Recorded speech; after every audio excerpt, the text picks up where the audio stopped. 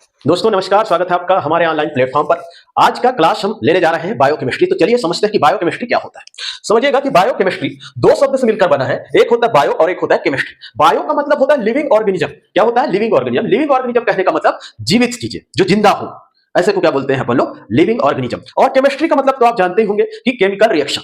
तो living organism and chemical reaction, इसी के बारे में अपन लोग आज चर्चा करते हैं।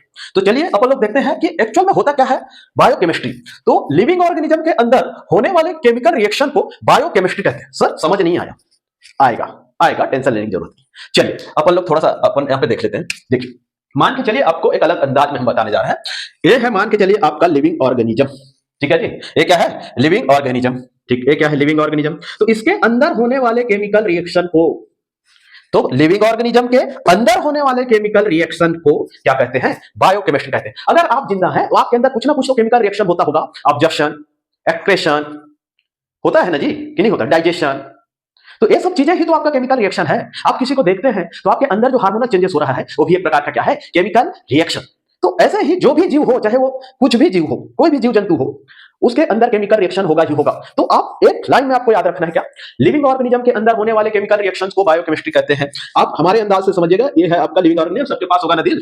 ठीक है, तो लिविंग ऑर्गेनिज्म के अंदर, लिविंग ऑर्गेनिज्म के अंदर होने वाले केमिकल रिएक्शंस को क्या कहते हैं? बायोकेमिस्ट्री कहते हैं। देखिए, जो भी सब्जेक्ट हो उसका कोई ना कोई तो फादर होता होगा ना। ठीक है, तो उसका फादर कौन है? बायोकेमिस्ट्री का फादर कौन है? अगर कोई पूछे तो आपको जवाब देना है क्या? Carl Alexander Neuberg. क्या sir? Carl Alexander Neuberg. Sir याद नहीं हो रहा? कैसे नहीं होगा? होगा ना, हम बैठे हैं ना। चलिए ये देखिए, ये जो है आप लोग बनाते होंगे ना जी। ये देखिए, हमने बोला ये लिविंग ऑर्गेनिज्म है, के अंदर होने वाले केमिकल रिएक्शन को बायोकेमिस्ट्री कहते हैं। तो चलिए, ये जो दिल है, इस दिल को ऐसे काट दो। काट दिए? क्या दिखाई दे रहा है? सी शेप में दिखाई दे रहा है ना। तो सी से कार्ल अलेक्जेंडर न्यूबर्ग। तो कोई भी नया चीजों को खोजेगा तो उसको अपन लोग बोलेंगे न्यूबर्ग। अपन लोग ट्रिकी वाइज पढ़ेंगे जो कि मजा आएगा। ओके है? तो बताइए अब फादर कौन है बोलेंगे तो लिविंग। अगर कोई बोले, आप लविंग याद कर लो ना, क्या दिक्कत है? लविंग। ठीक, इसलिए लिविंग ऑर्गेनिज्म के अंदर होने वाले केमिकल रिएक्शन को अपन लोग बायोकेमिस्ट्री कह रहे हैं। तो एक लिविंग का लिविंग हो गया, और इसमें से अपन लोग इसको हटा देंगे तो क्या बन जाएगा? सी। तो सी से ही याद रखना है आपको, कार्ल अलेक्जेंडर न्यूबर्ग। नया चीजों की खोज किया उन्होंने, बायोकेमिस्ट्री शब्द की खोज किया, इसलिए कार्ल अलेक्जेंडर न्यूबर्ग। ओके है? ओके है? कब खोज किया सर? तो 1903 में किया। कब किया? 1903। कैसे याद रखेंगे सर? डाटा तो हमारे से याद होते ही है, कैसे नहीं होगा? हम बैठे हैं ना, होगा, काय टेंशन ले रहे हो? ये देखिए, कार्ल अलेक्जेंडर न्यूबर्ग, 1 2 3, तो 1903। क्या दिक्कत है जी? Father of biochemistry, father of modern biochemistry अगर कोई पूछे आपसे तो कार्ल अलेक्जेंडर न्यूबर्ग। ओके है कि नहीं बताइए? यहां तक किसी को दिक्कत नहीं होना चाहिए। ठीक है, चलिए अपन लोग देखते हैं कि ये जो लिविंग ऑर्गेनिज्म है, लिविंग मैटर है, क्या क्या चीजों से मिलकर बना होता है। तो आपको समझना है, ये जो है लिविंग मैटर जो है 6 एलिमेंट से मिलकर बना होता है। वो 6 एलिमेंट क्या है जी? तो समझने का आप प्रयास कीजिएगा। ठीक है, ये 6 एलिमेंट्स हैं: carbon, hydrogen, oxygen, nitrogen, phosphorus और कैल्शियम। सर कैसे याद रखें? इतना सारा नाम कैसे याद हो सकता है? हो, इसको हटा के CHONPC याद रख लो। ठीक है, CHONPC। यहां तक ओके है ना? CHONPC याद कैसे करना है जी?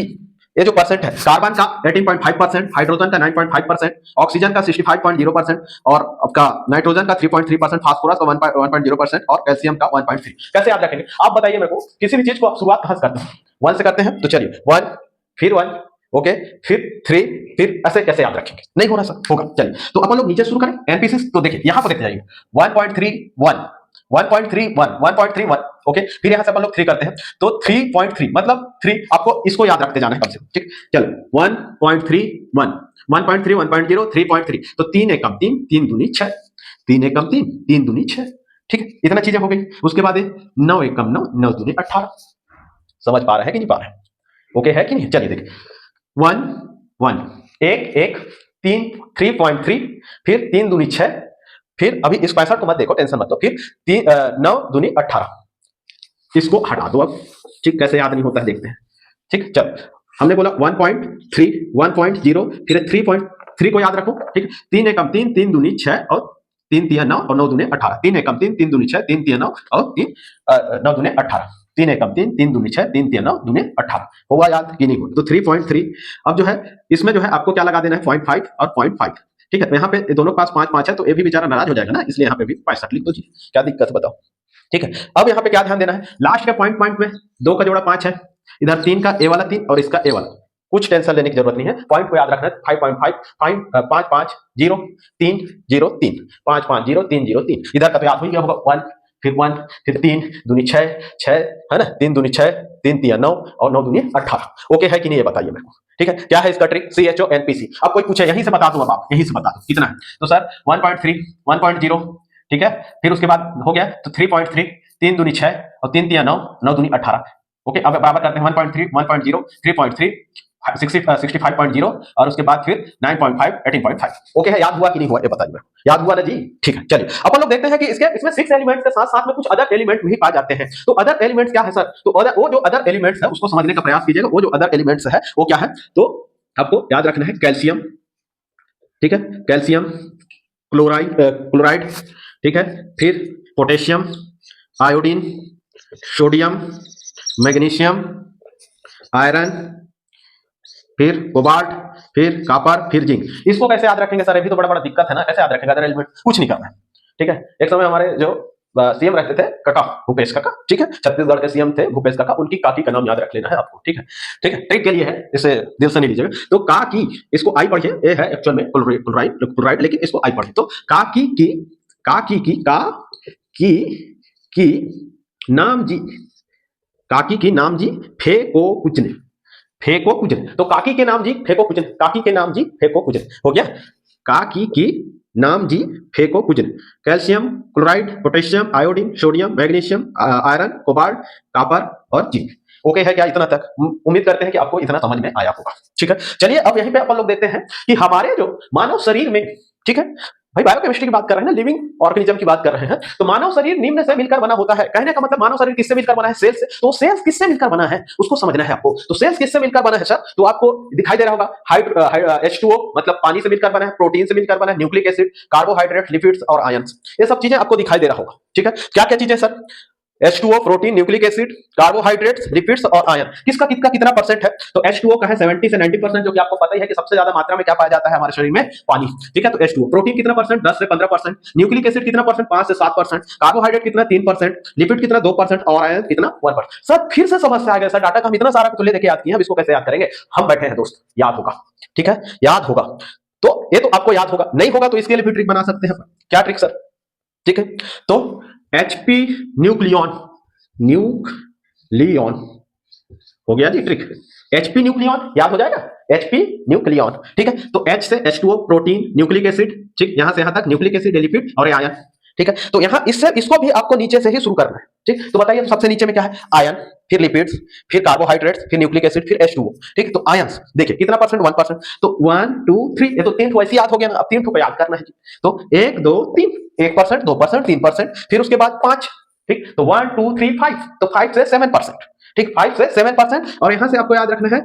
ठीक है, क्या याद रखोगे? 5 दूने 10 और 7 दूने 14, तो 14 का 15 कर लेना आपको। ठीक है, तो 10 से 15%। 1 2 3, 1 2 3, 5 से 7, 5 दूने 10, 7 दूने 14। ओके है, मतलब 15%, 10 से 15%। अब इसको कैसे याद रखेंगे सर? तो 10 सत्ते 70 और 15 छक्के 90, तो 6 और 7 हो गया जी। 6 और 7 में है ना, 6 और 7, तो कुछ नहीं करना है। 10 से 15, 15 छक्के 90 और 10 सत्ते, ये सब चीजें याद करने के लिए ना ऐसे दिमाग में नहीं बैठता है, तो इसलिए चलिए अब देखिए हम बता रहे हैं आपको। चलिए देखिए नीचे से लेकर चले। सबसे पहले नीचे में क्या है? आयन। आयन का कितना? 1%। आयन का कितना? 1%। फिर दूसरा लिपिड्स, लिपिड्स कितना? 2%। फिर उसके बाद क्या? कार्बोहाइड्रेट, तो 1% किसका? आयंस का, लिपिड का 2%, कार्बोहाइड्रेट का 3%। फिर उसके बाद न्यूक्लिक एसिड, ठीक है, किसका? न्यूक्लिक एसिड, तो 5 से 7, फिर 5 दूने 10, 7 दूने 14, मतलब 15। 10 से 15% किसका? प्रोटीन का, हमारे शरीर में क्या पाया जाता है। फिर उसके बाद हमने बोला यहां से 10 सत्ते 70 और है ना, इधर 15 छक्के 90, 6 और 7, तो 6 और 7 इधर लगा दीजिए, 15 छक्के 90, 10 सत्ते 70। ओके है, चलो एक बार में आपको अब याद होगा। H2O का 70 से 90%, प्रोटीन का 10 से 15%, न्यूक्लिक एसिड का 5 से 7%, कार्बोहाइड्रेट का 3%। ठीक है जी, और उसके बाद लिपिड्स का 2%, आयंस का 1%। उम्मीद करते हैं इतना चीजें आपको अच्छे से समझ आया होगा। ये दोनों चीजें आपको बहुत इंपॉर्टेंट है ना, बहुत इंपॉर्टेंट, इसको आपको याद करना पड़ेगा। ठीक है, इसलिए थोड़ा सा ट्रिक का यूज किए हैं अपन लोग, ताकि ये डाटा हमें आसानी से समझ में आ जाए। तो चलिए अपन लोग समझते हैं कि बायोमोलिक्यूल्स क्या होते हैं। बायोमोलिक्यूल्स कहने का मतलब होता है जैविक अणु, जैव अणु। ठीक है भाई, केमिस्ट्री की बात कर रहे हैं तो उसमें मॉलिक्यूल्स तो पाया जाएगा ना, अणु तो पाया जाएगा ना, उसके बिना तो कुछ हो ही नहीं सकता। तो ये जो बायोमोलिक्यूल्स होते हैं, जैव अणु जो होते हैं, दो प्रकार के होते हैं, एक होता है माइक्रोमोलिक्यूल्स और एक होता है मैक्रोमोलिक्यूल्स। सर माइक्रोमोलिक्यूल्स का मतलब क्या होता है? तो इसका मतलब होता है सूक्ष्म जैव अणु, और इसका मतलब क्या होता है? मैक्रो का मतलब होता है स्थूल जैव अणु। ठीक है, स्थूल का मतलब थोड़ा सा कॉम्प्लेक्स बड़ा है। कहने का मतलब यह है कि माइक्रो मतलब सबसे छोटा ना, जिसका और टुकड़ा नहीं किया जा सकता उसको बोलते हैं अपन सबसे छोटा, मतलब माइक्रो। और माइक्रो से बड़ा होता है उसको बोलते हैं मैक्रो। ठीक है, तो इसमें कंफ्यूजन नहीं हो, माइक्रो मतलब एकदम छोटा। तो देखिए यह सिंपल और स्मॉलर ऑर्गेनिक मॉलिक्यूल्स होते हैं। सिंपल स्मॉलर ऑर्गेनिक मॉलिक्यूल्स होते हैं। कहने का मतलब एकदम सिंपल रहेगा, साधारण तरीके से रहेगा और एकदम स्मॉलर होगा। मतलब ये जो है, ये देखिए ये छोटा छोटा जो दिख रहा है, ये क्या है? ऑर्गेनिक मॉलिक्यूल्स है। कौन से प्रकार का है जी? तो माइक्रो मॉलिक्यूल्स होता है। इसको अपन लोग देखते हैं मैक्रो मॉलिक्यूल्स क्या होता है। तो मान के चलिए छोटा छोटा है तो थोड़ा बड़ा बड़ा होगा, क्यों? इसके जो है और टुकड़े किए जा सकते हैं, परंतु माइक्रो मॉलिक्यूल्स के और टुकड़े नहीं किए जा सकते। इतना चीजें आपको याद रखना है। तो इस टाइप का जो दिखाई देगा वो क्या कहलाएगा? Macro molecules. मतलब यह वेरी लार्ज मतलब बड़ा होगा और कॉम्प्लेक्स होगा, थोड़ा जटिल मॉलिक्यूल्स होते हैं। ठीक है, तो पहला ओके है। माइक्रो मॉलिक्यूल्स क्या होते हैं जी? माइक्रो मॉलिक्यूल्स वेरी सिंपल और वेरी स्मॉलेस्ट होते हैं, जबकि मैक्रो मॉलिक्यूल्स वेरी लार्ज और कॉम्प्लेक्स होते हैं। ओके है कि नहीं? मतलब इसके और भी टुकड़े नहीं किए जा सकते और इसके और टुकड़े किए जा सकते हैं। इन्हीं से मिलकर मैक्रो मॉलिक्यूल्स बनता। मतलब ये जो छोटे छोटे चीजें हैं ना, ये देख, यही जो चीजें हैं इन्हीं से मिलकर क्या बनेगा? मैक्रो मॉलिक्यूल्स बनेगा, जिसे हम क्या बोलते हैं? मोनोमर बोलते हैं। जिसे हम क्या कहते हैं जी? मोनोमर्स कहते हैं। ओके है कि नहीं? समझ में आ रहा है ना? ठीक है, तो उसे हम क्या कहते हैं? मोनोमर्स कहते हैं। इसको देखते हैं अपन। यह बहुत सारे सिंपल स्मॉलेस्ट मॉलिक्यूल्स से मिलकर बना। मतलब सिंपल सी बात वही चीजें हैं कि ए बोल रहा है कि इन्हीं से मिलकर क्या बनता है? मैक्रो मॉलिक्यूल्स बनता है। और मैक्रो मॉलिक्यूल्स भी क्या बोल रहा है कि छोटे छोटे बहुत सारे माइक्रो मॉलिक्यूल्स से मिलकर ही क्या बनता है? मैक्रो मॉलिक्यूल्स बनते हैं, जिसे हम क्या बोल देते हैं? मोनोमर बोल देते हैं। ओके है, इतना चीजें समझ पा रहे हैं? चलिए कुछ एग्जांपल्स के माध्यम से अपन समझने का प्रयास करते हैं कि एग्जांपल्स क्या है। तो चलिए देखिए, हमने बोला कि जी जो छोटी छोटी चीजें हैं जिनका और भी क्या नहीं किया जा सकता, तो जिनका और भी टुकड़े नहीं किए जा सकते। कहने का मतलब देखिए, एमिनो एसिड का बड़ा रूप क्या है? जैसे एमिनो एसिड माइक्रो मॉलिक्यूल्स, इसका मैक्रो मॉलिक्यूल्स क्या होगा? इसका बड़ा रूप क्या होगा? तो आपको पता ही होगा कि प्रोटीन को जब तोड़ेंगे तो क्या बनेगा? एमिनो एसिड उसमें से मिलता है। मतलब 22 amino acid equal to protein. इतना तो पता ही है आपको कि प्रोटीन से प्रोटीन किससे मिलकर बना होता है? एमिनो एसिड से। हम लोग यहाँ पे देखे हैं ना कि छोटे छोटे चीजों, तो छोटे छोटे जो एमिनो एसिड से मिलकर क्या बनाता है? प्रोटीन। मतलब प्रोटीन का छोटा रूप क्या है? Amino acid. यहाँ पे न्यूक्लियोटाइड, न्यूक्लियोटाइड जो है ना, न्यूक्लियोटाइड को समझिएगा। इसका जो मैक्रो मॉलिक्यूल्स क्या होता है? तो इसका मैक्रो मॉलिक्यूल्स होता है न्यूक्लिक एसिड। क्या होता है? Nucleic acid. फिर अपन लोग देखते हैं कि मोनोसेकेराइड। मोनोसेकेराइड जो है, मतलब मोनोसेकेराइड का मतलब होता है एक शुगर का। तो एक शुगर का ज्यादा कितना? तो पॉलीसेकेराइड। क्या आएगा इसका? पॉलीसेकेराइड। ओके, जैसे यहीं पे अपन लोग देख लेते हैं ग्लूकोज है, तो ग्लूकोज का क्या होगा? Macro molecules. तो याद रखिएगा ग्लाइकोजन। क्या होगा? ग्लाइकोजन। चीजें यहां तक आपको समझ में आई कि नहीं? समझ में आया ना? ठीक है, चलिए यहाँ पे अपन लोग तुरंत समझ लेते हैं और क्या चीजों को। चलिए यहीं पे अपन लोग इसका यूज देख लेते हैं। ये ओके है ना इतना? ठीक है, चलिए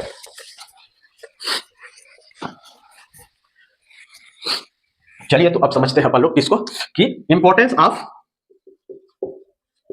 बायोकेमिस्ट्री। बायोकेमिस्ट्री का महत्व क्यों है? ठीक है, इसको अपन समझने का। तो बताइए बायोकेमिस्ट्री का महत्व क्यों है जी? आप बताइए क्यों हम बायोकेमिस्ट्री का क्या इतना महत्वपूर्ण है हमारे लिए?